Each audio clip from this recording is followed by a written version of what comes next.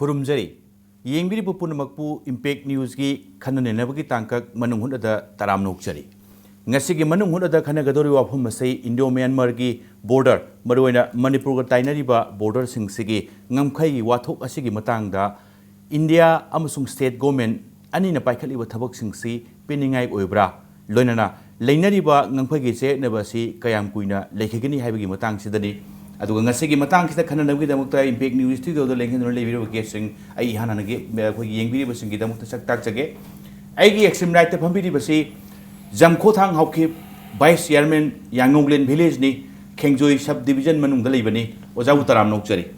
अदुगा आइगी हेक येत फमिनजरिबसि N Rajendro president information centre for hills areas Manipur समलबना इचम हाइबनि ओजा राजेंद्रो सु तराम नोकचरी ओजा जमखोथांग बॉर्डर की खोई विलेज दा लेबनि यामना ngamkhai दा लेबा खुंगंग दा लेबिबनि ओजाना हेन खंगनि मदुदि हुजिक हुजिक लेरिबा ngamkhai की चेतनबगी मतंगदा स्टेट गवर्नमेंट अमसुंग सेंटर ना पाइखलिबा थबक सिंगसि पेनिंगाइ ओइ नत्रगा ओइदि हाइबसिदा ओजाई करि वाफम थंबिनिंग पेनिंगाइ से सुक ओइ ओइदे मरमदि 1966-67 दा सर्वे तौरे बर्मा का इंडिया ना होय महोय अनिमक सर्वे तौरे ए इसासु जावरे होय अदुदा 65-64 पिलर नंबर जुंगलगा चिनहिल फाव जुंगथो खरे होय आदगे सुम लालगा मोरे लोम लाबकांदा 66 से तुइवांग से जुंगदबा 66 जुंगदेदुना 67 से जुंगलगा सुम जुंगलगा मोरे फावबा आदगे आ चोरो फावबा ओया इचम की प्रेसिडेंट ना मसामक जेंग खरबने अदु फाव जुंगथो खरे हुजिक असि 66 से ngasi फावबा जुंगदेबा से करी मरम नो हाइबसे एना गवर्नमेंट ना कन हांगजनिंग बनी होय अदु चहीदी निफु यांखाइ सु खरे होय हाइदि पेनिंग आइदि ओइद्रे अदुगा लेरिबा हुजिक सर्वे संजलिबा फिबम सिसु येंगबदा अखोइगी कोक ngongनबगी अदगी कंफ्यूज ओइननबगी मसा अम ओहेले हाइबनि सम नारकांदा ओजा राजेंद्र ओइना स्वाइदा लाक्सनिंगबसे सर्वे से संजलकपसि तांकक नाइना सर्वे तौरकपा अदगी सर्वे तौबो याय नत्रगा यादि हाइबगी सयेनब थोलकपसि यामदि कुइरे लेरिबा फिबम से अदो ओइना ngasi ओजा राजेंद्रदा बॉर्डर एरिया से याम तोइना चटपिबा अदुगा हाइरिबा सिंगसिगी मतंगदा कुपना खंगबिबनि ओजा राजेंद्र ओइना हंजनिंगबसे तसेंग मसिगी वाथोक से हाइदि बॉर्डर की वाथोक से मणिपुर अमसुंग म्यांमार लोनरिबा इंडो म्यांमार की ngamkhai की परेंगसी तसेंग नाखै अमा सेंग खंगतोकनलुगी मोंगदा तौबा जॉइंट सर्वे नत्रगना असम राइफल्स की प्रेशर दा हाइरिबा जगह सिंग मरोइना 10 किलोमीटर्स की लेंग सिनी मोने याम कना डिमांड तौरिसे हाइदि मसिगी मफम सिदगी नंबर 1 दा इंसर्जेंसी लालोबो सिंग चंतोक चिन तवी अदुगा अखोइगी अतोप ब्लैक की कारबार मयाम चथै हैबनी स्वाइदा चथरिबा सर्वे से तसेंगना ngamkhai khangdoknaba ngamkhai kaidनबा हाना लेजरिबा ngamkhai सिंगु काइदनबा तौबो मोंग मालिबरा नत्रगा ngaki प्रेशर दा तौबा बॉर्डर फेंसिंग मालिबरा ओजा कै थंबिनिंगे मसिदि तसेंगना अरगदि प्रेशर दा तौबनी अखोइगी असेंगबा ट्रेडिशनल बाउंड्री दो खंगदोके खंगगा खागे हाइबा नते मतम दुगी सेंटर ना सिटौ हाइबदो अदुगा हुजिक्सी याम सेंगनार काना म्यांमार रोम दा अखोइगी इंडिया की लालौबु मयाम लाइरे खोले अदुना मसे थुना समन खादे गाइबे पोसिदा करीम दा खंदरुबा तौदने याता होय अन तौहलोरगा याता खाब अदुगा ममांगदसु कोइ थंगरे करी हागे तारे अखोइगी गवर्नमेंट सिना खंदे रगसे गोगोजांग बाउदा अखोइगी सम 4 किलोमीटर लोसलमिसी गवर्नमेंट पैसा पीगदगी होना लेरमे गवर्नमेंट मालिक स्क्वायर फीट अमदे लुपा तरुक की चांगसीदा सम 4 किलोमीटर से खाब लोरमबनी सी गवर्नमेंट सिना खंदे हाइबा तारगसु हबजी अखोइ जाने डीसी उनबी मतमदा कमिशन 90% लोरबनी अदु लाइव अखोइगी लाइव फाहुबा हाइबमना मयामगी अखोइगी बॉर्डर एरिया दा लाइव प्रजा मयाम सिन लाउरपदगी कोइ इसम तौरेर पौमी मयाम चंगजलुबदगी मसे कोइ थिंगम ngamoroga हुजुमकी दे दमाइना लेबने ऑलवेस गवर्नमेंट की ओइनदी मोइगिदी मांगेरा तोंगेरा कोइ सेंटर ना हाइबा लालोबु चंगलक्तबा इरांग लेतबा मणिपुर खाजल थंगिबा सिनी मखोइगी पाम ऑब्जेक्टिव से फेंसिंग की तौबा अदु फेंसिंग से तसेंग लेनरिबा लोनरिबा लम अनिसिगी ट्रेडिशनल बाउंड्री गसे थोइने येंगदबिदा हाइरिबा सरु खरा खारगा ꯑꯩꯈꯣꯏꯒꯤ ꯏꯟꯁꯔꯖꯦꯟꯁꯤ ꯀꯔꯤꯒꯤ ꯆꯟꯊꯣꯛ ꯆꯟꯁꯤꯟꯁꯤ ꯈꯛ ꯊꯤꯡꯕꯒꯤ ꯋꯥꯐꯝꯗꯨ ꯈꯛꯀꯤ ꯑꯣꯕꯖꯦꯛꯇꯤꯚꯇ ꯇꯧꯕꯅꯤ ꯃꯥꯅꯦ ꯌꯥꯝ ꯁꯦꯡꯕ ꯋꯥꯅꯤ ꯃꯦꯟ ꯑꯣꯏꯅ ꯑꯣꯖꯥ ꯆꯪꯈꯣꯡꯗꯥꯗ ꯑꯩꯅ ꯁ꯭ꯋꯥꯏ ꯂꯥꯛꯆꯅꯤꯡꯕꯁꯦ ꯌꯥꯝꯅ 2014ꯒꯤ ꯁ꯭ꯋꯥꯏꯗꯒꯤ ꯍꯧꯔꯒ ꯍꯣꯂꯦꯟ ꯐꯥꯏꯁꯤ ꯌꯥꯝ ꯆꯌꯦꯠꯅꯕ ꯖꯒꯥ ꯑꯃ ꯑꯣꯏꯅ ꯂꯩꯔꯨꯔꯦ ꯃꯣꯔꯦꯒꯤ ꯕꯣꯔꯗꯔ ꯇꯥꯎꯟꯒ ꯅꯛꯅ ꯂꯩꯔꯤꯕ ꯍꯣꯂꯦꯟ ꯐꯥꯏꯒꯤ ꯍꯧꯖꯤꯛ ꯃꯃꯥꯡꯂꯣꯝꯗꯅ ꯑꯃꯨꯛ ꯎꯈ꯭ꯔꯨꯜ ꯗꯤꯁꯇ꯭ꯔꯤꯛꯀꯤ ꯆꯣꯔꯣ ꯈꯨꯅꯧ ꯀꯥꯏ ꯍꯥꯏꯕꯒꯤ ꯄꯣꯠ ꯑꯃ ꯂꯥꯛꯈ꯭ꯔꯦ ꯑꯗꯒꯤ ꯆꯣꯔꯣ ꯈꯨꯅꯧ ꯑꯁꯤꯗꯤ ꯃꯁꯤ ꯏꯟ ꯀꯦꯁ ꯃꯁꯤꯒꯤ ꯍꯧꯖꯤꯛ ꯂꯩꯔꯤꯕ ꯐꯦꯟꯁꯤꯡꯁꯦ ꯆꯠꯊꯔꯒꯗꯤ ꯆꯣꯔꯣ ꯈꯨꯅꯧꯁꯤꯃ ꯄꯨꯔꯥ ꯃꯣꯏꯅ ꯑꯣꯏꯈꯤꯕ ꯌꯥꯕꯒꯤ ꯐꯤꯕꯝ ꯂꯩꯔꯦ ꯍꯣꯂꯦꯟ ꯐꯥꯏꯒꯤꯗꯤ ꯑꯌꯥꯝꯕ ꯁꯔꯨꯛ ꯃꯣꯏꯔꯣꯝꯗ ꯁꯣꯏꯔꯒ ꯌꯥꯎꯈ꯭ꯔꯅꯤ ꯍꯥꯏꯕꯅꯤ ꯂꯥꯛꯏꯕ ꯋꯥꯐꯝꯗꯤ ꯍꯧꯖꯤꯛ ꯌꯥꯡꯉꯧ ꯚꯤꯂꯦꯖꯀꯤ ꯑꯃꯨꯛ ꯂꯥꯛꯑꯦ ꯃꯁꯤ ꯇꯁꯦꯡꯅ ꯃꯁꯤꯒꯤ ꯐꯦꯟꯁꯤꯡꯒꯤ ꯆꯠꯊꯔꯒꯗꯤ ꯍꯧꯖꯤꯛ ꯃꯥꯡꯉꯅꯤ ꯅꯠꯇ꯭ꯔꯒ ꯄꯨꯔꯥ ꯆꯠꯈ꯭ꯔꯅꯤ ꯅꯠꯇ꯭ꯔꯒ ꯈꯔꯗꯤ ꯀꯛꯈ꯭ꯔꯅꯤ ꯑꯗꯨꯒ ꯌꯥꯡꯉꯧ ꯂꯩꯁꯨ ꯁꯣꯛꯑꯅꯤ ꯀꯥꯏꯅ ꯂꯥꯛꯏ ꯋꯥꯐꯝꯁꯦ ꯀꯗꯥꯏꯐꯥꯎ ꯆꯨꯝꯖꯥꯅꯣ ꯑꯣꯖꯥ ꯆꯪꯈꯣꯡꯗ ꯆꯨꯝꯕꯁꯦ ꯇꯁꯦꯡꯅ ꯍꯥꯏꯔꯒꯗꯤ ꯍꯧꯖꯤꯛꯀꯤ ꯖꯥꯡꯉꯧꯂꯦꯟ ꯑꯗꯒꯤ ꯇꯨꯏꯋꯥꯡ ꯑꯁꯤꯁꯨ ꯖꯄꯥꯟ ꯂꯥꯟꯗꯒꯤꯅ ꯕꯔꯃꯥꯁꯤꯡꯅ ꯂꯝ ꯑꯩꯈꯣꯏ ꯏꯟꯗꯤꯌꯥꯒꯤ ꯂꯝꯗꯨ ꯑꯗꯨꯝ ꯈꯣꯞꯆꯜꯂꯒ ꯂꯧ ꯎꯔꯦ ꯑꯗꯒꯤ ꯏꯟꯈꯣꯜ ꯇꯧꯔꯦ ꯑꯗꯒꯤ ꯂꯣꯏꯅꯃꯛ hun ꯇꯥꯔꯒ ꯑꯗꯨꯝ ꯂꯩꯈ꯭ꯔꯕꯅꯦꯕ ꯍꯣꯏ ꯑꯗꯒꯤ ꯁꯔꯚꯦ ꯆꯍꯤ ꯈꯨꯗꯤꯡ ꯁꯔꯚꯦ ꯂꯥꯛꯀꯅꯤ ꯑꯁꯤ ꯇꯨꯏꯋꯥꯡ ꯑꯁꯤ ꯑꯩꯈꯣꯏ ꯏꯟꯗꯤꯌꯥꯅꯤ ꯍꯥꯏꯔꯒ ꯑꯗꯨꯝ ꯊꯅꯝꯒꯅꯤ ꯑꯃꯨꯛ ꯂꯥꯛꯀꯅꯤ ꯑꯁꯤ ꯇꯨꯏꯋꯥꯡꯁꯤ ꯏꯟꯗꯤꯌꯥꯅꯤ ꯍꯥꯏꯅ ꯑꯗꯨꯝ ꯍꯥꯏꯔꯒ ꯑꯗꯨꯝ ꯊꯅꯝꯒꯅꯤ ꯑꯗꯨ ꯑꯩꯈꯣꯏꯅ ꯃꯦꯃꯣꯔꯦꯟꯗꯝ ꯀꯌꯥ ꯄꯤꯔꯦ ꯔꯤꯁꯥꯡꯀꯩꯁꯤꯡꯅ ꯂꯩꯕ ꯀꯥꯟꯗꯁꯨ ꯃꯦꯃꯣꯔꯦꯟꯗꯝꯁꯤ ꯑꯅꯤꯔꯛ ꯄꯤꯔꯦ ꯑꯂꯤꯃꯨꯗꯤꯟꯗꯁꯨ ꯑꯃꯨꯛ ꯄꯤꯔꯦ ꯑꯗꯒꯤ DC ꯁꯤꯡꯗꯁꯨ ꯑꯃꯨꯛ ꯄꯤꯔꯦ ꯍꯣꯝ ꯃꯤꯅꯤꯁꯇꯔ ꯐꯥꯎꯕ ꯃꯦꯃꯣꯔꯦꯟꯗꯝꯁꯤ ꯌꯥꯝ ꯇꯣꯏꯅ ꯄꯤꯔꯦꯕ ꯑꯗꯨ ꯄꯤꯔꯒꯁꯨ ꯑꯦꯛꯁꯟꯗꯨ ꯂꯥꯛꯇꯕ ꯑꯗꯨꯅ ꯍꯧꯖꯤꯛ ꯇꯨꯏꯋꯥꯡꯁꯨ ꯇꯁꯦꯡꯅ ꯍꯥꯏꯔꯒꯗꯤ ꯑꯦꯀꯜ 1,500 ꯂꯝ ꯑꯁꯤ ꯍꯧꯖꯤꯛ ꯕꯔꯃꯥꯁꯤꯡꯅ ꯑꯣꯀꯨꯄꯥꯏ ꯇꯧꯔꯒ ꯂꯩꯕꯅꯦꯕ ꯑꯁꯤ ꯑꯩꯈꯣꯏ ꯌꯥꯝ ꯃꯥꯡꯉꯦꯕ ꯍꯣꯏ ꯑꯗꯩ ꯑꯁꯤꯋꯥꯏꯒꯤ ꯃꯤꯁꯤꯡꯅꯗꯤ ꯈꯪꯗꯦ ꯑꯩꯈꯣꯏ ꯂꯝ ꯑꯗꯨꯗ ꯂꯩꯔꯤꯕ ꯑꯩꯈꯣꯏꯅꯗꯤ ꯑꯁꯤ ꯕꯔꯃꯥꯅ ꯑꯁꯨꯛꯀꯤ ꯃꯇꯤꯛ ꯂꯧꯈ꯭ꯔꯦ ꯍꯥꯏꯅ ꯑꯩꯈꯣꯏꯅ ꯌꯥꯝ ꯁꯥꯎꯅꯤꯡꯂꯒꯁꯨ ꯁꯥꯎꯕ ꯌꯥꯗꯕ ꯍꯥꯏꯕꯗꯤ ꯃꯣꯏ ꯕꯔꯃꯥꯒꯤ ꯕꯣꯛꯀꯥꯟ ꯇꯃꯨ ꯑꯗꯨꯋꯥꯏꯗ ꯑꯩꯈꯣꯏ ꯕꯣꯔꯗꯔꯗ ꯂꯩꯕ ꯈꯨꯟꯁꯤꯡꯁꯤꯅ ꯑꯖꯨꯛ ꯅꯨꯡꯗꯥꯡꯗ ꯃꯈꯣꯏꯗ ꯕꯌꯥꯜ ꯆꯠꯄꯅꯤꯅ ꯑꯩꯈꯣꯏꯅ ꯌꯥꯝꯅ ꯂꯥꯡꯕꯁꯨ ꯉꯝꯗꯕ ꯑꯗ ꯃꯈꯣꯏꯒꯤ ꯁꯦꯀ꯭ꯌꯨꯔꯤꯇꯤꯁꯨ ꯑꯩꯈꯣꯏ ꯂꯩꯔꯒꯁꯨ ꯑꯩꯈꯣꯏ ꯑꯥꯔꯃꯤ ꯈꯛꯇ ꯂꯩꯕꯅꯤꯅ ꯄꯨꯂꯤꯁꯇꯤ ꯂꯩꯇꯕ ꯏꯟꯗꯤꯌꯥ ꯂꯣꯝꯗ ꯃꯣꯜꯇꯝꯗ ꯄꯨꯂꯤꯁ ꯁ꯭ꯇꯦꯁꯟ ꯑꯃ ꯁꯥꯔꯦ ꯊꯨꯒꯥꯏꯈ꯭ꯔꯦ ꯂꯥꯛꯇꯔꯦ ꯍꯧꯖꯤꯛ ꯐꯥꯎꯕ ꯑꯗꯩ ꯈꯦꯡꯖꯣꯏꯗ ꯄꯨꯂꯤꯁ ꯁ꯭ꯇꯦꯁꯟ ꯊꯝꯃꯦ ꯄꯨꯂꯤꯁ ꯃꯁꯛ ꯎꯍꯧꯗ꯭ꯔꯦ ꯉꯁꯤ ꯐꯥꯎꯕ ꯑꯗꯨꯅ ꯖꯥꯡꯉꯧꯂꯦꯟ ꯑꯃꯁꯨꯡ ꯍꯧꯖꯤꯛ ꯖꯥꯡꯉꯧꯂꯦꯟꯗ ꯍꯧꯖꯤꯛ ꯑꯥꯔꯃꯤ ꯐꯝꯃꯦ ꯑꯥꯔꯃꯤ ꯍꯧꯖꯤꯛ ꯐꯝꯃꯦ ꯐꯝꯂꯒꯁꯨ ꯀꯦꯝꯗ ꯑꯗꯨꯝ ꯂꯩꯔꯒ ꯕꯣꯔꯗꯔꯁꯤ ꯕꯔꯃꯥꯅ ꯂꯧꯕ꯭ꯔꯥ ꯂꯧꯗꯕ꯭ꯔꯥ ꯍꯥꯏꯕꯁꯤꯁꯨ ꯃꯈꯣꯏ ꯅꯥꯀꯣꯡꯗ ꯆꯪꯗꯦꯕ ꯑꯩꯈꯣꯏꯅ ꯀꯌꯥꯃꯔꯨꯝ ꯍꯥꯏꯔꯁꯨ ꯇꯥꯕꯤꯗꯦꯕ ꯑꯗ DC ꯍꯥꯏꯔꯁꯨ ꯉꯥꯏꯍꯥꯛ SDO ꯑꯃ ꯂꯥꯛꯀꯅꯤ ꯌꯦꯡꯒꯅꯤ ꯑꯗꯨꯝ ꯍꯟꯒꯅꯤ ꯑꯗꯨꯅ ꯑꯩꯈꯣꯏꯅ ꯃꯥꯡꯉꯤꯕ ꯏꯟꯗꯤꯌꯥꯅ ꯃꯥꯡꯉꯤꯕ ꯂꯝ ꯑꯗꯨꯗꯤ ꯃꯈꯣꯏ ꯑꯁꯨꯝ ꯃꯐꯝ ꯃꯥꯡꯇ ꯆꯠꯂꯒ ꯑꯁꯨꯛꯀꯤ ꯃꯇꯤꯛ ꯆꯥꯎꯕꯁꯦ ꯑꯩꯈꯣꯏ ꯃꯅꯤꯄꯨꯔꯁꯤ ꯃꯥꯡꯉꯦ ꯍꯥꯏꯕꯒꯤ ꯋꯥꯈꯜ ꯁꯨꯛꯂꯩ ꯂꯩꯇꯅ ꯍꯥꯏꯔꯒ ꯑꯗꯨꯝ ꯍꯥꯏꯐꯦꯠ ꯆꯦ ꯏꯔꯒ ꯑꯗꯨꯝ ꯆꯠꯀꯅꯤ ꯑꯗꯨꯝ ꯍꯥꯏꯅ ꯍꯣꯂꯦꯟ ꯐꯥꯏꯁꯨ ꯑꯗꯨꯝ ꯃꯉꯥꯏꯅꯤ ꯑꯗꯒꯤ ꯖꯥꯡꯉꯧꯂꯦꯟ ꯇꯥꯕ ꯍꯧꯖꯤꯛꯀꯤ ꯀꯔꯤ ꯇꯨꯏꯋꯥꯡꯁꯨ ꯑꯗꯨꯝ ꯃꯉꯥꯏꯅꯤ ꯑꯗꯒꯤ ꯃꯣꯜꯖꯝꯁꯨ ꯑꯗꯨꯝ ꯃꯉꯥꯏꯅꯤ ꯑꯗꯨꯃꯥꯏꯅ ꯂꯩꯕꯁꯤꯗ ꯑꯩꯈꯣꯏꯗꯤ ꯃꯅꯤꯄꯨꯔ ꯁꯔꯀꯥꯔꯗ ꯏꯟꯗꯤꯌꯥ ꯁꯔꯀꯥꯔꯗ ꯄꯦꯟꯗꯕꯅꯤ ꯁꯥꯎꯅꯤꯡꯗꯨꯅ ꯑꯗꯨꯝ ꯂꯩꯔꯦꯕ ꯑꯩꯈꯣꯏꯁꯦ ಹೌದು ꯌꯥꯝ ꯅꯨꯡꯁꯤꯕ ꯋꯥꯐꯝꯅꯦ ꯃꯗꯨꯗꯤ ꯁ꯭ꯋꯥꯏꯗꯕꯨꯗꯤ ꯕꯣꯔꯗꯔꯒꯤ ꯀꯔꯤꯒꯤ ꯂꯝꯈꯩꯒꯤ ꯆꯌꯦꯠꯅꯕꯁꯤ ꯈꯕꯔꯗ ꯀꯩꯗ ꯍꯥꯞꯄꯛꯑꯀꯥꯟꯗ ꯉꯥꯏꯍꯥꯛ ꯈꯪꯕꯗꯨꯅ ꯑꯃꯅꯤ ꯑꯗꯨꯒ ꯇꯁꯦꯡꯅ ꯃꯐꯝꯗꯨꯗ ꯂꯩꯔꯤꯕꯁꯤꯡꯁꯤꯅ ꯄꯨꯛꯅꯤꯡꯗ ꯋꯥꯔꯧꯕꯁꯤ ꯂꯩꯔꯤꯕ ꯁ꯭ꯇꯦꯠꯀꯤ ꯁꯔꯀꯥꯔ ꯑꯃꯁꯨꯡ ꯁꯦꯟꯇꯔꯗ ꯄꯥꯜꯂꯤꯕ ꯒꯣꯔꯃꯦꯟꯁꯤꯡꯁꯤꯅ ꯆꯞ ꯆꯥꯅ ꯃꯊꯧꯗꯣ ꯄꯥꯡꯊꯣꯔꯛꯇꯕꯅꯤꯅ ꯃꯇꯤꯡ ꯐꯣꯡꯗꯣꯛꯄ ꯉꯝꯗꯕ ꯏꯀꯥꯏ ꯅꯨꯡꯁꯤ ꯌꯥꯅꯖꯕ ꯄꯨꯛꯅꯤꯡ ꯅꯨꯡꯁꯤꯕ ꯄꯤꯁꯛ ꯄꯤꯛꯏꯉꯩꯗꯒꯤ ꯂꯩꯔꯛꯄ ꯂꯝꯁꯤꯡꯗꯨ ꯕꯔꯃꯥꯒꯤ ꯁꯥꯏꯠꯇꯒꯤ ꯑꯩꯈꯣꯏꯒꯤ ꯂꯝꯅꯤ ꯍꯥꯏꯅ ꯈꯣꯞꯆꯜꯂꯛꯄꯗ ꯊꯋꯥꯏ ꯀꯌꯥꯝ ꯅꯨꯡꯉꯥꯏꯇꯕ ꯍꯥꯏꯕꯗꯨꯅꯤ ꯍꯧꯖꯤꯛꯃꯛ ꯑꯣꯖꯥ ꯖꯪꯈꯣꯊꯥꯡꯅ ꯊꯝꯕꯤꯔꯤꯕ ꯋꯥꯐꯝ ꯑꯁꯦ ꯇꯁꯦꯡꯕꯃꯛꯇꯤ ꯕꯣꯔꯗꯔꯒꯤ ꯋꯥꯐꯝ ꯑꯁꯦ ꯉꯁꯤ ꯉꯔꯥꯡꯒꯤꯗꯤ ꯅꯠꯇꯦ ꯑꯗꯨꯕꯨ ꯉꯥꯏꯍꯥꯛꯀꯤ ꯂꯥꯛꯄ ꯏꯁꯨꯗ ꯉꯥꯏꯍꯥꯛꯀꯤ ꯆꯪꯉꯝꯃꯒ ꯇꯧꯔꯝꯕꯗꯨ ꯈꯛꯇꯅꯗꯤ ꯌꯥꯔꯣꯏ ꯂꯤꯁꯥꯡ ꯁꯤꯠꯅ ꯀꯔꯝꯕ ꯄꯣꯂꯤꯁꯤ ꯀꯔꯝꯕ ꯈꯣꯡꯊꯥꯡ ꯄꯥꯏꯈꯠꯂꯀꯥꯟꯗ ꯕꯣꯔꯗꯔꯒꯤ ꯂꯩꯔꯤꯕ ꯂꯝꯁꯤꯡ ꯑꯁꯤ ꯉꯥꯛ ꯁꯦꯟꯗꯨꯅ ꯊꯝꯕ ꯉꯝꯒꯗꯒꯦ ꯍꯥꯏꯕꯒꯤ ꯋꯥꯍꯪꯗꯨꯅꯤ ꯉꯁꯤ ꯌꯥꯝ ꯆꯥꯎꯅ ꯇꯥꯗꯨꯅ ꯂꯩꯔꯤꯕ ꯑꯩꯈꯣꯏ ꯈ꯭ꯋꯥꯏ ꯃꯌꯥꯝꯒꯤ ꯃꯃꯥꯡꯗ ꯑꯣꯖꯥ ꯔꯥꯖꯦꯟꯗ꯭ꯔꯣ ꯑꯩꯅ ꯁ꯭ꯋꯥꯏꯗ ꯂꯥꯛꯆꯔꯤꯕꯁꯦ 2016ꯒꯤ ꯂꯦꯇꯦꯁ ꯑꯣꯏꯕ ꯀꯩꯅꯣꯗ ꯍꯥꯏꯇꯥꯔꯦ ꯃꯁꯤ ꯃꯥꯔꯆꯇ ꯄꯥꯡꯊꯣꯛꯈꯤꯕ budget ꯁꯦꯁꯟꯗ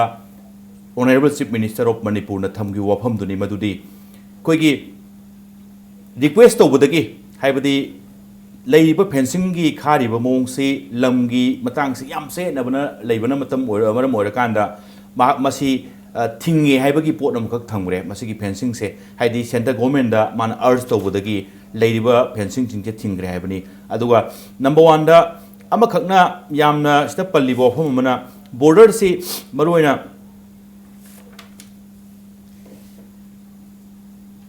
border pillar ngasai pan base masigi matang kita pan gi base border pillar si mana haibada honorable chief minister na phongdok pibada mafam punamak nati hai soi base isam sam hara kanda len mangi ba lam mangi ba jaga sing se yamna mang da ba jaga su lei mang ba jaga su lei hai mana hatak pibada aduga laibu wafam di huju lei wafam sing ki taseng na hairiba fencing ki na chathaba taragadi manipur gi maikai dagi round about 1000 square kilometer ki lam mukti mangani haibagi phibam sini laibu wafam se aina oja rajendra lakchaning se laibu phibam si kayamna sathiba kayam alarming oiba situation no masi matam chana lokhol utragadi taseng na mangga dorba jala masida masagi khoi honorable cm na lamsi kharai be posida maram ꯆꯥꯗꯕꯗꯒꯤ ꯒꯣꯚꯔꯟꯃꯦꯟꯠꯅ ꯊꯤꯡꯕꯅꯤ ꯍꯥꯏꯕꯁꯦ ꯃꯁꯤꯃ ꯑꯩꯈꯣꯏ ꯃꯣꯔꯐ꯭ꯔꯤ ꯃꯁꯤꯃ ꯃꯥꯒꯤ ꯋꯥꯍꯩꯁꯦ ꯑꯩꯈꯣꯏ ꯏꯁꯝꯅ condemn ꯇꯧꯏ ꯑꯃꯗꯤ border ꯑꯦꯔꯤꯌꯥꯗ ꯂꯩꯕ ꯄ꯭ꯔꯖꯥ section ꯑꯩꯈꯣꯏ ꯈꯨꯗꯤꯡꯃꯛꯅ ꯃꯅꯤꯄꯨꯔ ꯄ꯭ꯔꯖꯥ ꯁꯦꯛꯁꯟ ꯑꯩꯈꯣꯏ ꯈꯨꯗꯤꯡꯃꯛꯅ ꯀꯟꯗꯦꯝ ꯇꯧꯏ ꯃꯥ ꯂꯣꯏꯅ ꯈꯪꯉꯦ ꯑꯌꯥꯕꯁꯨ ꯄꯤꯊꯣꯛꯑꯝꯃꯤ ꯑꯌꯥꯕꯁꯨ ꯄꯤꯊꯣꯛꯑꯝꯃꯤ ꯑꯗꯨ ꯈꯪꯗꯦꯕꯁꯨ ꯌꯥꯔꯣꯏ ꯇꯁꯦꯡꯅ ꯕꯣꯔꯗꯔ ꯐꯦꯟꯁꯤꯡ ꯂꯦꯞꯈꯤꯕꯗꯤ 2013ꯒꯤ ꯖꯨꯟ ꯊꯥꯗ ꯑꯩꯈꯣꯏ ꯏꯆꯝ ꯑꯃꯗꯤ ꯑꯩꯈꯣꯏꯒꯤ ꯕꯣꯔꯗꯔ ꯑꯦꯔꯤꯌꯥꯗ ꯂꯩꯕ ꯈꯨꯟꯖꯥ ꯃꯌꯥꯝ ꯑꯃꯒ ꯂꯣꯏꯅꯅ ꯑꯩꯈꯣꯏ ꯃꯦꯗꯤꯌꯥ ꯇꯤꯝ ꯑꯃꯒ ꯆꯪꯉꯕ ꯃꯇꯨꯡꯗ ꯃꯗꯨ ꯆꯪꯕ ꯅꯨꯃꯤꯠꯁꯤꯗ ꯑꯩꯈꯣꯏꯒꯤ ꯁꯨꯔꯦꯁ ꯕꯥꯕꯨꯅ ꯑꯩꯈꯣꯏꯗ ꯍꯥꯏꯈꯤꯕꯁꯤ ꯀꯔꯤ ꯍꯥꯏꯒꯦ ꯀꯥꯟꯗ ꯃꯁꯤ ꯕꯣꯔꯗꯔ ꯐꯦꯟꯁꯤꯡ ꯅꯠꯇꯦ ꯁꯦꯀ꯭ꯌꯨꯔꯤꯇꯤ ꯐꯦꯟꯁꯤꯡꯅꯦꯅ ꯑꯩꯈꯣꯏꯗ ꯇꯥꯛꯄꯤꯈꯤꯕꯅꯤ ꯃꯇꯝꯗꯨꯗ ꯑꯩꯈꯣꯏꯅ ꯑꯩꯈꯣꯏꯒꯤ ꯑꯥꯔꯃꯤꯒꯤ ꯀꯦꯝꯗ ꯑꯩꯈꯣꯏ ꯁꯨꯔꯦꯁ ꯕꯥꯕꯨꯒ ꯑꯩꯈꯣꯏ ꯐꯝꯃꯤꯟꯅꯕ ꯃꯇꯝꯗ ꯑꯩꯈꯣꯏꯅ ꯐꯔꯦ ꯑꯗꯨ ꯑꯣꯏꯕ ꯇꯥꯔꯒꯗꯤ ꯅꯪꯅ ꯃꯁꯤ ꯕꯣꯔꯗꯔ ꯐꯦꯟꯁꯤꯡ ꯅꯠꯇꯦ ꯁꯦꯀ꯭ꯌꯨꯔꯤꯇꯤ ꯐꯦꯟꯁꯤꯡꯅꯤ ꯍꯥꯏꯔꯕꯅꯤꯅ ꯊꯥ ꯑꯃꯒꯤ ꯃꯅꯨꯡꯗ ꯑꯩꯈꯣꯏ 0 ꯄꯣꯏꯟꯠ ꯄꯤꯌꯨ ꯍꯥꯏꯕꯅꯦꯕ ꯑꯩꯈꯣꯏ border kadai no haibase koi ta o haibane takragadi lepu haibane ba koi madudagi tawrkanda koi gi manipur praja mayam maruina koi gi border area da leba praja mayam aduga siyaso mayam tawrkanda koi gi akan ma kholawma lawdagi masi lepkhibani even house of da koi honorable semna border issues gi matang adi koi andaki november gi 2015 gi December ki date 21 da choro khoi choro khuno sorry kotha khuno changam base hai khangde na house da khumbiri bane kyam yam na khoi government sina khoi si loina mami tang oina u basu man ba ko kaim da khangdab ni lai lai su haitrab ni pan thok trab ni abi mongam manipur gi phang gi ba assembly maktu da karima ta khoi da khangal lam leite kotha khuno da changkhri base December tang kun ma thoi da phongdokkhim madu gi mamang da chief secretary da survey of india na I type to Maxi, I cannot object.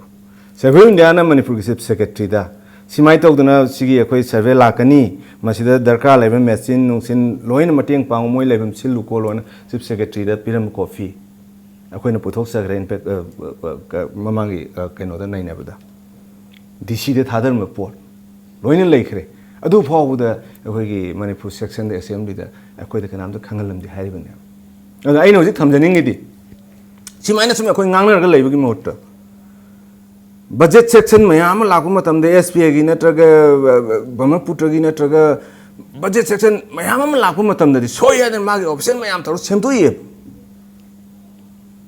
Adu mai tok duna akoi society gi state akoi gi asuk sang ga boundaries dai de ngasai gi sidai de soi ri mayam se no mo tang or ga tar ga su akoi kya laure kyam laure ngasi bong manungda icha sa inausa lo noi su border ma changmur bani amkang phamina silo kadai dina kadai bang noi se khoi ta na pot le lai ngasai gi khoi gi khengjo gi an gi si sei yang kai phung pha re sei yang kai hujik khoi life si only 3 years 2013 dagi hujik pawu da sei mari pharak tri ba sei yang kai se an se wanted lak thok pi dina Burma army ne aduga manipur gi matam da more da lem osine tor an je phagani na lakpade ngasi baw da mai khundu sangmam da lot log lei bane eval alimodi ne semini se pirame sorry memorandum pire sri sang kasing matam da ju pire home minister da pire dc kya la kare wi sahi kya no akhoi gi lamsi moi survey ta matam da india gi lam ne habasi yanar kan da brahma gi khulama taramba khunji akhoi gi pile number 33 wi ano 66 ori ba jaga ji da Brahma की खुलम तारमसी मकोई India की लमनी हाइदन मकोई से होंथोखरबने होय मधुबावद pillar से होंथोखी मतम pillar से युंगौदबन मरम ओरकांदा ngasi de Brahma ना अखोई ने हारपनेबा अदु यारोय हारबगिनेबा अखोई अहन से फागनी एना ब्रह्मा आर्मी मदी अखोई पुलिस लाई सिदे से अहन जिबु ngakpiनेबा मणिपुर गवर्नमेंट ngasi बाव करी लखलगे सी अतै तो मतम दुदा यान यानादना मतम दुगी पिलर नंबर 33 हुजिकेना 36 हाइबनी हुजिक लाइसे मतम दु यानादना लोय वफम दो मतंग मतम चाना थबक पाइखल लौदबा यानारिङै दुदा पिलर दो अमुक नहोंगना युंगौदबदगी ngasi ngasi मक ओइरिबा फिबम सिनि हाइबनी हाइबदी पाइखतपम थोको थबक से यामना थिंदबा तौदना पाइखतपगी मोंगसी उवदबा याम थिंदबा ngak सिन्दबा ngang बुदुनदी तसेंगना लेबाक ngakpa ngangफै काहेंदना ngakpa हाइबदो ओइथोलक हाइबगी वफम दुनि ngasi लाइबसे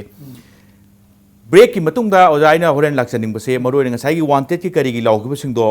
मणिपुर की प्रजा सिंगजु लोइना खंगदी खंगनिंगनी अदुगा मखा तारकपदा ओजा राजेंद्र बॉर्डर की वाथोक से करी थबक पाइखलगदी मसे कमाइन तौदना लेंगदना हाइदी ngaklerega mu ama hai ngaklerega mu oibsi natabada lisang singna border की इशू सी करी थबक पाइखलगदी मसी ने ताना लेबा यागदगी हाइबगी वाफम दुनी कमर्शियल ब्रेक अमगी मतुंगदा इम्पैक्ट न्यूज की मनुहुना मियाम मरक्ता याम थुना पुदुन लाक्सगे इम्पैक्ट न्यूज मियंग तादुन लेबियो लेंगसिनबिरऊ थांगमैबन डीएम कॉलेज रोड लेबा ईस्टर्न सुजुकी दा फंगबिरगनी सुजुकी की गाड़ी मचा सिंह मखल सुना मफम सिदा सुजुकी दा ट्रेन तौरबा मैकेनिक सिंगना निंगथीना सर्विस पीरिबा सर्विसिंग सेंटर की खुदोंग चाबा अमसुंग स्पेयर पार्ट सिंग एमआरपी रेट फंगबिगनी लोइनना इराई लाइना लोन लौबा याबगी खुदोंग चाबा सुपिजरी ngasi maglengsинबिरऊ ईस्टर्न सुजुकी थांगमैबन DM college road Imphal Manipur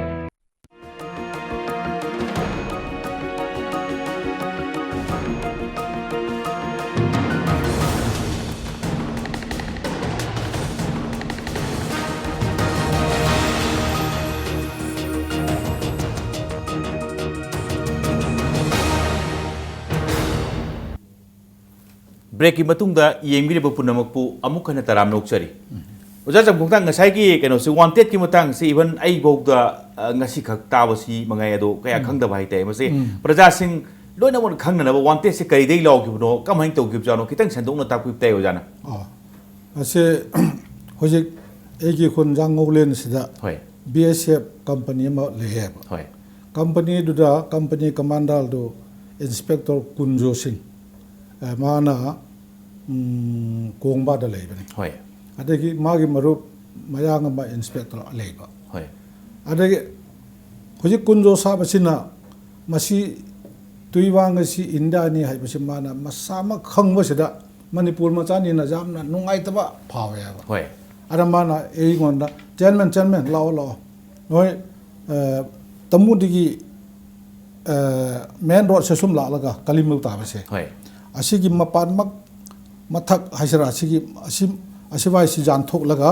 अदु मतमना बीएसएफ की रेशन से तमु मोरे दगी सुम पुरगा सिदा थाथबने होय यांगोलेन की लमखाइ सिदा होय दा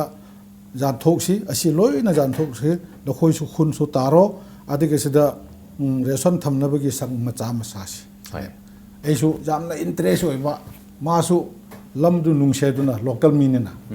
अदुदा इबानी से मानरगा लम से खुन मयाम कोरगा जान थत खरेबा होय अदुदा सि लंबी मेन रोड सिगी हेक मखा सेदा तुइवांग खुन हाइना बोलमिस की मी से कुकी दे होइबा मखोय ताबनेबा मखोय सिना या मथा हाउ किपना असी जान थत लगा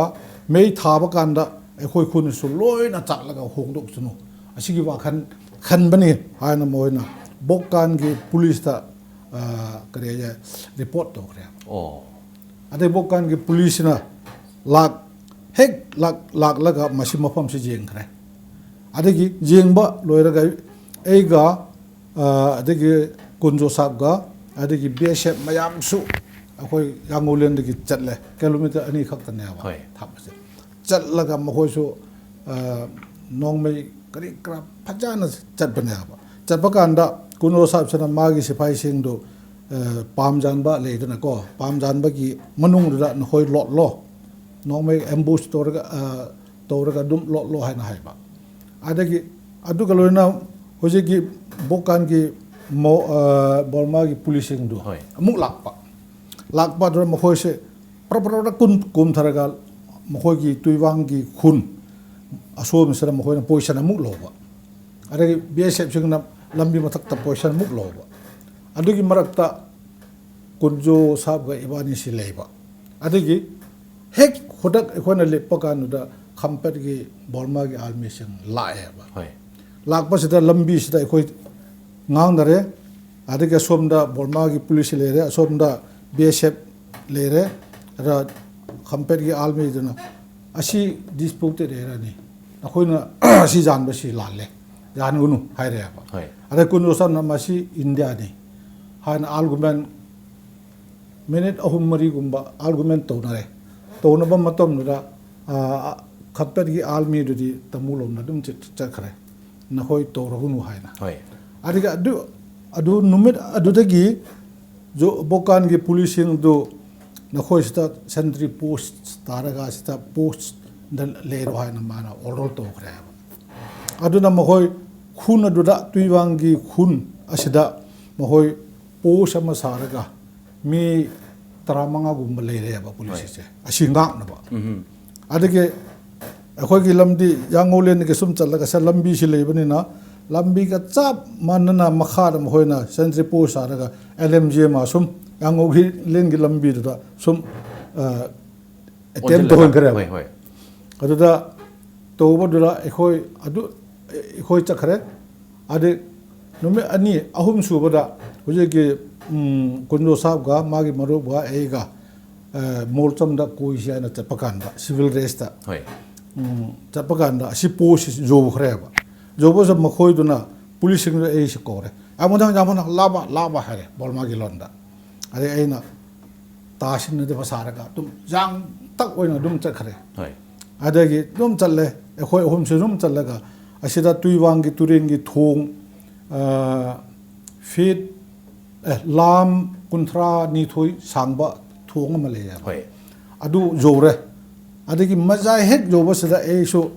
army se hek laga khampat dagi army se laga drung laga dagi police gi situation hek joraga chap lep khare lep pa aduda army du kum laga mi anina e stan na reba adagi e se thung du saruk tangkhai du henduna chappasan mohoin tung jeng bakan mohoin LMG tu porga krak toraga yamudak ni ba ngayo hai ba adage se o se ac le raga di phawa tare hai dai se jang tak oina chatlaga lambi mathak lom da ko India lom da sum chatlaga ei khun lom da chen khare ba se adage mabani si kunjoga mabani si mohoina koraga army singna nakhoi kargin wasida lamjan ba yang mathang do ma phaga de bani khot ka de bani haina hairaga mabani di kaisu tawdre adu loiraga mabani se molcham lomda koiraga adiga muk hanba kanda egi jumna la kunjo sab sina karino jang mathang nak chen ba ai pistol pu bosin nang udra ka haidna nang bu phare di ena kap ka de bani ka haidna haidi wanted lauri si bokan police lauri ne ba adu degi ei si Burma da chatre hoi ki du na zoom da leiba hai bisidi jangolen degi hoji bokan do kilometer ani hum ni na go aju nungdang ge sum pau phau na ba mi u na ba degi khoi gi bajal ni ne ba India da di bajal le te bani na hoi adu da moi ge security immigration le re custom le re police le re army le re ko adu da asida ei si kuina le re di nungai ro ha nei angang sing pura ga dum la khre ba phanda ena phanda lak pa matam sida ei bu phan ba gi ta tamu gi immigration official sing na more gi OC ibu cho ba ha na sagol ban da le ni hoi ma si inspector ne ba ko ma si pura ga adigi pila ro di da klak ama oi ba holngam mate maga mabani ga immigration official singa lak lagai khoi khono du da ei bu phana ba lak ne ba inda ki lamdu jo ga da bani na inspector du pue du da ko ate ge pau ꯁꯟꯗꯣꯛ ꯅꯕ ꯍꯥꯏꯅ ꯕꯣꯜꯃꯥꯒꯤ ꯂꯣꯟ ꯍꯩꯕ ꯍꯧꯖꯤꯛꯀꯤ ꯑꯣꯖꯥ ꯍꯣꯜꯉꯝꯗꯣ ꯄꯨꯕꯅꯦꯕ ꯃꯁꯤ ꯀꯩꯅꯣꯅꯤ ꯉꯁꯥꯏꯒꯤ ꯑꯩꯈꯣꯏꯒꯤ ꯂꯝꯅꯤ ꯃꯁꯤ ꯑꯩꯈꯣꯏꯒꯤ ꯂꯝꯅꯦꯅ ꯊꯕꯛ ꯇꯧꯔꯨꯕ ꯑꯩꯈꯣꯏꯒꯤ ꯂꯝꯅꯦꯅ ꯅꯨꯡꯁꯤꯔꯨꯕꯗꯨꯒꯤ ꯃꯍꯩ ꯍꯥꯏꯕ ꯇꯥꯏꯌꯦ ꯉꯁꯥꯏꯒꯤ ꯕꯣꯀꯥꯟꯒꯤ ꯄꯨꯂꯤꯁꯅꯒ ꯇꯧꯔꯀꯥꯟꯗ ꯇꯃꯨꯒꯤ ꯏꯃꯤꯒ꯭ꯔꯦꯁꯟꯗꯒ ꯇꯧꯔꯒ ꯁꯣꯝꯗꯒꯤ ꯇꯧꯔꯒ ꯑꯣꯖꯥ ꯆꯪꯈꯣꯊꯥꯡꯁꯤ ꯐꯥꯒꯗꯕꯅꯤ ꯋꯥꯟꯇꯦꯗꯀ ꯂꯥꯎꯕ ꯃꯤꯁꯦꯟꯒꯤ ꯇꯥꯏꯞꯇꯒ ꯆꯦꯜꯂꯤꯁꯦ ꯀꯔꯤꯝꯇ ꯃꯔꯥꯟ ꯑꯣꯏꯔꯝꯗ꯭रे ꯍꯥꯏꯗꯨꯗꯤ ꯂꯝ ꯅꯨꯡꯁꯤꯔꯨꯕꯒꯤ ꯂꯝ ꯉꯥꯛꯅꯤꯡꯂꯨꯕꯒꯤ ꯃꯔꯥꯟꯗꯨꯅꯤ ꯃꯇꯝꯗꯨꯗ ꯑꯣꯖꯥ ꯆꯪꯈꯣꯊꯥꯡꯅ ꯇꯥꯈꯤꯕ ꯗꯁꯥꯁꯦ ꯌꯥꯝ ꯅꯨꯡꯁꯤꯕ ꯑꯗꯨꯒ ꯌꯥꯝ ꯄꯨꯛꯅꯤꯡ ꯂꯧꯁꯤꯡ ꯂꯧꯒꯗꯕ ꯑꯗꯨꯒ ꯑꯩꯈꯣꯏꯅ ꯁꯨꯝ ꯁ꯭ꯋꯥꯏꯗ ꯐꯝꯃꯒ ꯄꯪꯂꯥꯎ ꯂꯥꯎꯕꯅꯗꯤ ꯌꯥꯔꯣꯏꯗꯕ ꯇꯁꯦꯡꯅ ꯃꯐꯝꯗꯨꯗ ꯂꯩꯔꯀꯥꯟꯗ ꯃꯥꯌꯣꯛꯅꯔꯤꯕ ꯑꯋꯥꯕꯁꯤꯡꯗꯣ ngasi aina sum khanjabada khara makai de oja sam khong thang li riba wari sina akoi mit na kong de sukoi soi na oine ha basi ai se na thaje oja rajen do aina swai da laksaning basi maru oina yam leigre survey gi surveyor general of india ki survey tau khiba sam survey khara dadi manipur gi representative yarom de kaini icham naga swai do rum tai akoi gi kholaw ga lai base 2015 2014 da lairamba matam du gi governor ashini kumar chat khiba adagi home secretary gi manipur gi genogi site su chat khiba khoi mayam de legre laibu wafam di karam kanda kari thabuk pai khala kanda asigumba ngamkhai da je nabgi thabak si loshal la kanda ngamkhai da lai jari ba khoi gi nungsi jaraba praja sing si ne tana mangam kaduri bono haibi wafam chini ho jat hujik se india government su aduga manipur government su asagi moine yare manipur government na yare na pitho orkanda ꯑꯩꯈꯣꯏꯒꯤ border ꯑꯦꯔꯤꯌꯥꯗ ꯂꯩꯕ ꯄ꯭ꯔꯖꯥꯁꯤꯡꯁꯤꯅꯗꯤ ꯐꯤꯂꯔꯁꯤꯡ ꯉꯁꯥꯏꯒꯤ ꯑꯩꯒꯤ ꯏꯌꯥꯝꯕꯁꯤꯅ ꯈꯪꯕꯗꯧꯅ ꯂꯩꯔꯤꯕ ꯑꯩꯈꯣꯏꯒꯤ ꯈꯨꯟꯒꯤ ꯅꯤꯡꯊꯧ ꯈꯨꯟꯒꯤ ꯈꯨꯟꯖꯥꯁꯤꯡꯅ ꯂꯣꯏꯅ ꯈꯪꯕꯅꯤꯅ ꯃꯁꯤꯗꯤ ꯌꯥꯔꯣꯏ ꯍꯥꯏꯕ ꯑꯃ ꯂꯥꯎꯔꯛꯄꯗꯒꯤ ꯉꯁꯤꯗꯤ ꯃꯅꯤꯄꯨꯔ ꯃꯤꯌꯥꯝꯅ ꯍꯧꯒꯠꯂꯛꯑꯕꯅꯤꯅ ꯃꯅꯤꯄꯨꯔ ꯒꯣꯚꯔꯟꯃꯦꯟꯠꯁꯨ ꯉꯁꯥꯏ ꯌꯥꯔꯦ ꯄꯤꯊꯣꯛꯎꯔꯒꯁꯨ ꯎꯄꯥꯏ ꯂꯩꯇꯕ ꯌꯥꯔꯛꯇ꯭ꯔꯕꯅꯤꯅ ꯑꯗꯨꯒ ꯑꯩꯈꯣꯏ ꯃꯌꯥꯝ ꯄ꯭ꯔꯖꯥ ꯃꯌꯥꯝꯅ ꯌꯥꯔꯣꯏ ꯍꯥꯏꯔꯕꯅꯤꯅ ꯑꯩꯈꯣꯏꯁꯨ ꯏꯟꯗꯤꯌꯟ ꯁꯤꯇꯤꯖꯟ ꯑꯃ ꯑꯣꯏꯕꯅꯤꯅ ꯏꯟꯗꯤꯌꯥ ꯒꯣꯚꯔꯟꯃꯦꯟꯠꯁꯨ ꯍꯧꯖꯤꯛꯇꯤ ꯈꯨꯠꯁꯦ ꯊꯥꯕ ꯉꯝꯗ꯭ꯔꯦ ꯁꯤꯅ ꯃꯔꯝ ꯑꯣꯏꯔꯒ ꯑꯩꯈꯣꯏꯒꯤ ꯈꯣꯜꯂꯥꯎꯁꯦ ꯈꯤꯇꯪ ꯇꯥꯕꯤꯕ꯭ꯔꯥ ꯃꯃꯥꯡ ꯊꯛꯇ ꯁꯣꯏꯈ꯭ꯔꯒ ꯃꯌꯥꯝ ꯁꯣꯏꯈꯤꯕ ꯇꯥꯔꯒꯁꯨ ꯑꯩꯈꯣꯏꯒꯤ ꯈꯣꯜꯂꯥꯎꯁꯦ ꯈꯤꯇꯪ ꯇꯥꯕꯤꯕ꯭ꯔꯥꯅ ꯈꯟꯕꯗꯤ ꯍꯧꯖꯤꯛꯁꯤ ꯙꯤꯔꯥꯗꯣꯟꯗ ꯑꯩꯈꯣꯏꯒꯤ ꯇꯥꯡ 5ꯗꯒꯤꯅ ꯍꯌꯦꯡ ꯇꯥꯡ 7 ꯁꯤꯐꯥꯎꯕꯗ ꯑꯩꯈꯣꯏꯒꯤ ꯁꯔꯚꯦ ꯑꯣꯐ ꯏꯟꯗꯤꯌꯥ ꯑꯗꯨꯒ ꯑꯩꯈꯣꯏꯒꯤ ꯃꯦꯟꯃꯥꯔ ꯑꯣꯊꯣꯔꯤꯇꯤ ꯗꯥꯏꯔꯦꯛꯇꯔ ꯂꯦꯚꯦꯜꯗ ꯑꯃ ꯍꯧꯖꯤꯛꯃꯛ ꯋꯥꯔꯤ ꯁꯥꯟꯅꯔꯤ ꯃꯁꯤꯒꯤꯅꯤ ꯑꯩꯈꯣꯏꯅ ꯉꯔꯥꯡ ꯃꯅꯤꯄꯨꯔ ꯒꯣꯚꯔꯟꯃꯦꯟꯠꯗ ꯑꯩꯈꯣꯏꯅ ꯔꯤꯄꯣꯔꯠ ꯏꯁꯝꯅ ꯄꯤꯖꯈꯤꯕ ꯑꯗꯨꯒ ꯃꯅꯤꯄꯨꯔ ꯒꯣꯚꯔꯟꯃꯦꯟꯠꯗ ꯂꯩꯕ ꯔꯤꯄꯣꯔꯠꯇꯨ ꯑꯊꯨꯕ ꯃꯇꯝꯗ ꯊꯥꯕꯤꯌꯨ ꯑꯗꯨꯒ ꯑꯩꯈꯣꯏꯒꯤ ꯂꯩꯔꯤꯕ ꯕꯣꯔꯗꯔ ꯑꯦꯔꯤꯌꯥꯁꯦ ꯁꯤꯗꯩꯁꯤ ꯆꯌꯦꯠꯅꯕ ꯄꯤꯂꯔ ꯃꯌꯥꯝꯁꯦ ꯃꯁꯤ ꯑꯃꯨꯛꯇꯪ ꯁꯦꯝꯗꯣꯛꯄꯤꯌꯨ ꯑꯗꯨꯒ ꯃꯈꯥ ꯇꯥꯅ ꯕꯣꯔꯗꯔ ꯁꯔꯚꯦ ꯂꯥꯛꯄ ꯃꯇꯝꯗ ꯑꯩꯈꯣꯏ CSO ꯌꯥꯎꯍꯟꯒꯗꯕꯅꯤ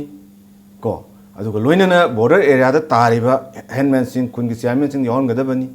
ꯃꯇꯝꯗꯨꯒꯤ ꯑꯩꯈꯣꯏꯒꯤ ꯍꯤꯁꯇ꯭ꯔꯤ ꯈꯪꯕ ꯃꯅꯤꯄꯨꯔꯒꯤ ꯍꯤꯁꯇ꯭ꯔꯤ ꯈꯪꯕ ꯑꯩꯈꯣꯏꯒꯤ ꯑꯍꯜ ꯂꯃꯟꯁꯤꯡ ꯌꯥꯎꯍꯟꯒꯗꯕꯅꯤ ꯍꯥꯏꯕꯁꯤ ꯑꯩꯈꯣꯏ ꯁꯪꯕꯤꯗꯥꯕꯤꯅꯤ ꯀꯔꯤꯒꯨꯝꯕ ꯃꯁꯤ ꯌꯥꯗꯕ ꯇꯥꯔꯒꯁꯨ ꯑꯅꯧꯕ ꯁꯔꯚꯦ ꯑꯃ ꯇꯧꯒꯅꯤꯅ ꯂꯥꯛꯄ ꯇꯥꯔꯒꯁꯨ ꯑꯩꯈꯣꯏ ꯂꯣꯀꯦꯜ ꯕꯣꯗꯤꯁꯤꯡ ꯌꯥꯎꯍꯟꯗꯕ ꯇꯥꯔꯒꯗꯤ ꯃꯇꯝ ꯆꯨꯞꯄꯒꯤ ꯑꯣꯏꯅ ꯑꯩꯈꯣꯏ ꯍꯧꯖꯤꯛ ꯑꯊꯤꯡꯕ ꯊꯝꯈ꯭ꯔꯦ ꯑꯦꯔꯤꯌꯥꯁꯤꯗ ꯑꯩꯈꯣꯏ ꯕꯣꯔꯗꯔ ꯑꯦꯔꯤꯌꯥꯗ ꯂꯩꯕ ꯑꯩꯈꯣꯏ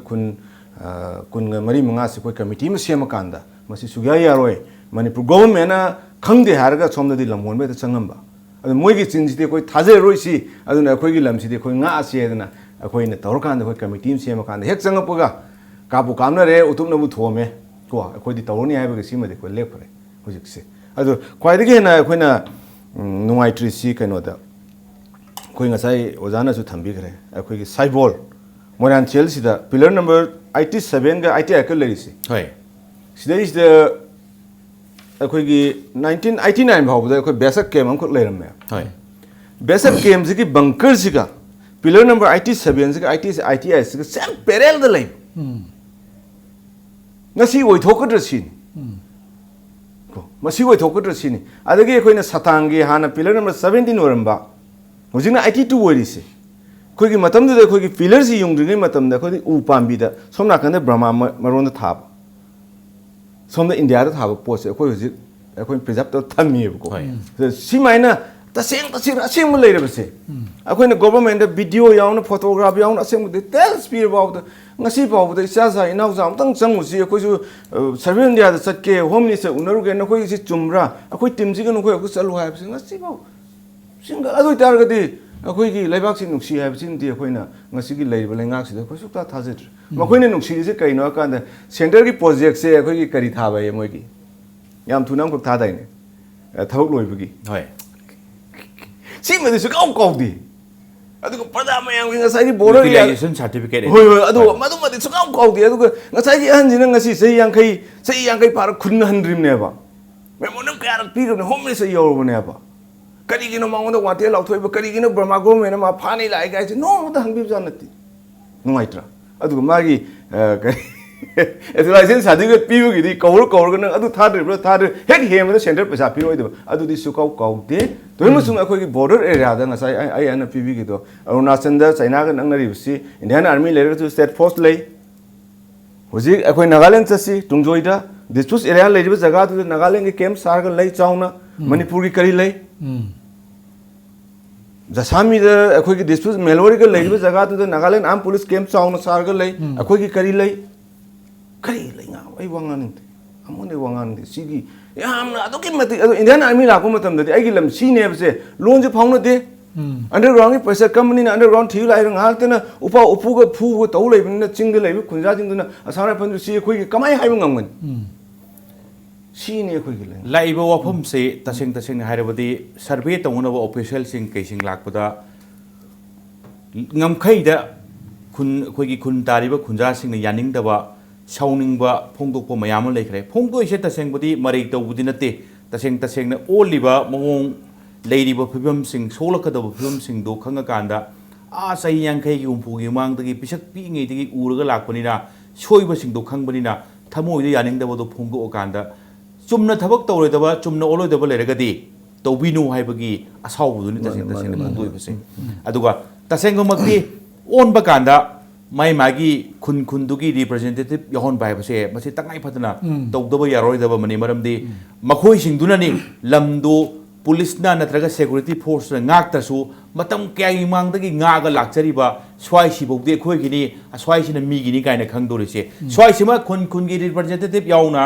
survey tawba mathok tagani aduga survey tawbo se ngak ki khanara kanda ngak ki umkhatara kanda tawbu nataba lisang sina masigi survey sima tawragadi masigi border fencing chima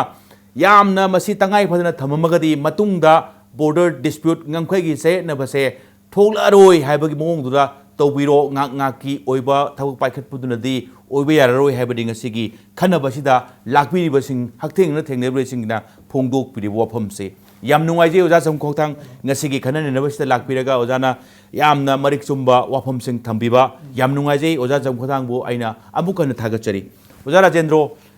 swaida lejarabasu border lariba jaga sing ke chatna ukhulgi khangde chandeli khangde chatna mayam thengnabirabani thengnaruba singdo swaida lejaraga su mafam du da leriba mi singduna phawba magi thamon do phawba wakholon da tawriba mami sing kharda orabasu khangma ngamna ba oja Rajendro na thambiba yam nungai sei aduga apga hana su thagachari oja Rajendro bo